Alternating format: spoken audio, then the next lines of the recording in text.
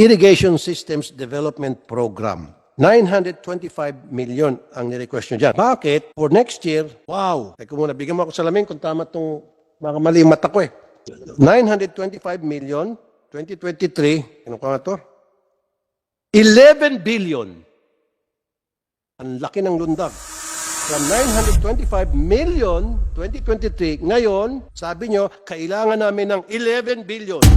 Hindi pwedeng naglulokon tayo rito. Mag-oath-taking kayo rito na nagsasabi kayo ng katotohanan at pawang katotohanan lamang dahil kapag nag-present kayo ng bogus na dokumento tulad na ginawa nyo ng last hearing, ipapakontempt kita at pakukulong kita sa baba. Ano pitong other irrigation systems? 580 million. Ito pinakamadaling tanong. Oh, hirap pa rin kayo. Other irrigation systems. From 580 million last year, ngayon, humingi kayo ng, for next year, 620 million. 2023, 580. 2024, 620 million. Other irrigation systems. Ano po itong other? Sir, under po dun sa ating other irrigation system of 620,605,000, ito po ay nakalaan para sa repair of pump irrigation systems. Repair. Yes po. Yun. Repair. Pakibigyan mo kami ng listahan one by one lahat ng mga i-repair na irrigation pump. Saan lugar? Picture. Okay? And then, mag-oath-taking kayo rito na nagsasabi kayo ng katotohanan at pawang katotohanan lamang dahil kapag nag-present kayo ng bogus na dokumento tulad na ginawa nyo ng last hearing, ipapakontempt kita at pakukulong kita sa baba. Kung sino man kayo. Kasi hindi pwedeng naglulokon tayo dito. Sa last hearing, nabigyan kayo ng fake na ano? Well, nung last hearing kasi, Senator, sa mga previous hearings sa Blue Ribbon, and nagbigay sila ng mga wrong information na nakontra po namin dahil nagpadala po ako ng mga reporter ko to counter-check. Kasi akala nila hindi namin pupuntahan. Akala nila walang kakayahan. So nagpadala tayo ng reporter na i-check bawat projects na nag-sampling kami random. So anyway, yung listahan lang po, madam. Good. Now, isa na lamang. Well, dalawa na lamang actually. Irrigation Systems Development Program. Noong 2023, 925 million ang nirequest nyo dyan. Kasama dyan yung new national irrigation, establishment of pump irrigation, small reservoir, special irrigation, extension, expansion, existing irrigation system, etc. Right? 925 million. Tama. Bakit? For next year, wow. Teka muna, bigyan mo ako salamin kung tama itong mga mali yung mata ko eh. O baka typo error to. Akin salamin ko. 925 million, 2023. Ano ka nga to? 11 billion. Ang laki ng lundag. From 925 million, 2023, ngayon, sabi nyo, kailangan namin ng 11 billion. So, bakit po ang laki ng lundag? You have to justify it to us. Biglang lumundag. At ano po yung mga bagong projects na paglalanan nyo rito?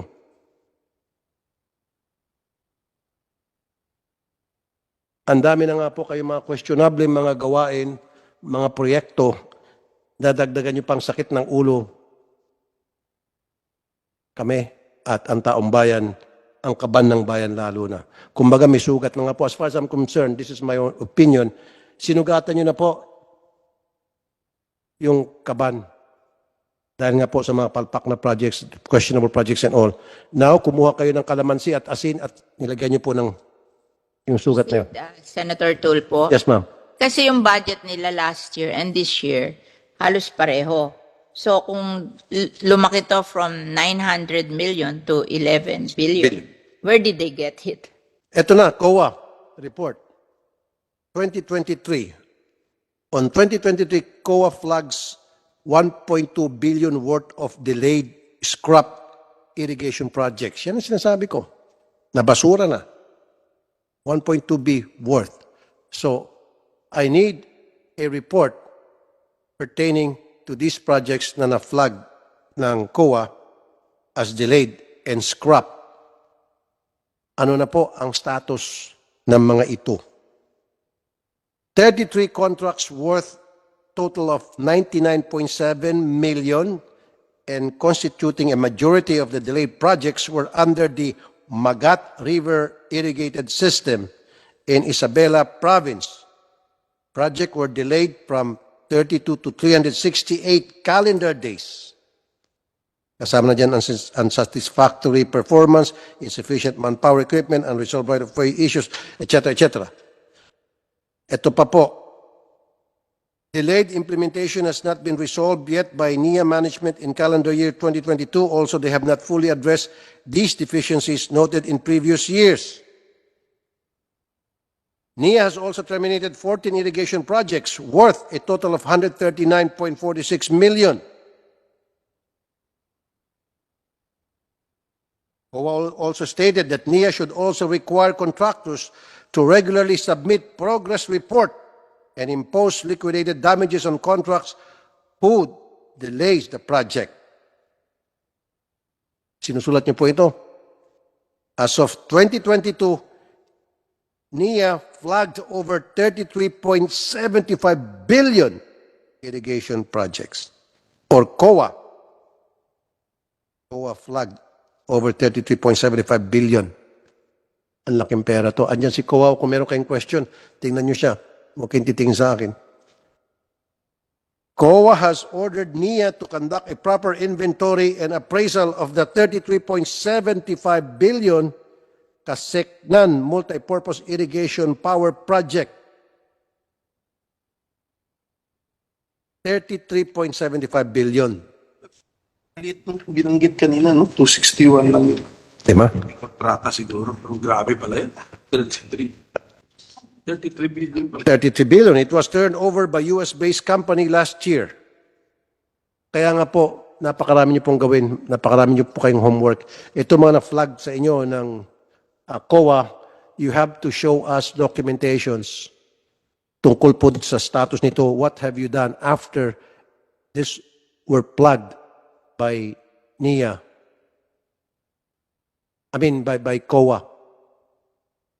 After na ma-receive niyo po yung report ng COA at sinabing ito may problema, ano po ang ginawa ninyo at ano po ang status? Kailangan po masatisfy nyo kami dahil kung hindi, deferred na po yung budget nyo hanggat hindi nyo po masatisfy kami. Yes, Mr. Senator. But with regards po dito sa Kaseknan Dam po, that's a BOT project po yan. In fact, nabenta na po ng gobyerno yan. In the tune of $526 million. It was built ilang years? It was built for around $600 million pero nabenta na po ng gobyerno yan ng $526 million po. Pero put it in writing para ma-review namin kung talagang totoo yung mga sinasabi ninyo. Yes, sir. Isa pa rito, incomplete contracts amounting to 870.25 million pesos in connection to the Agno River Irrigation System Extension Project in Pangasinan. 8 contracts amounting to 392.937 million as part of Balog-Balog Multipurpose Project Interlock. The list goes on and on and on and on. 44 contracts totaling to 12.2 billion have been incurred significant period of delays. 43 more contracts with total of 2.2 billion were already terminated by NIA. Ibibigay ko po sa inyo itong listahan at bigyan niyo po kami ng status report kung ano na po ang ginawa niyo dito. Ayoko na Yes, Mr. Chair. COA po ito eh. In fact, yung Larisip ay tapos na rin.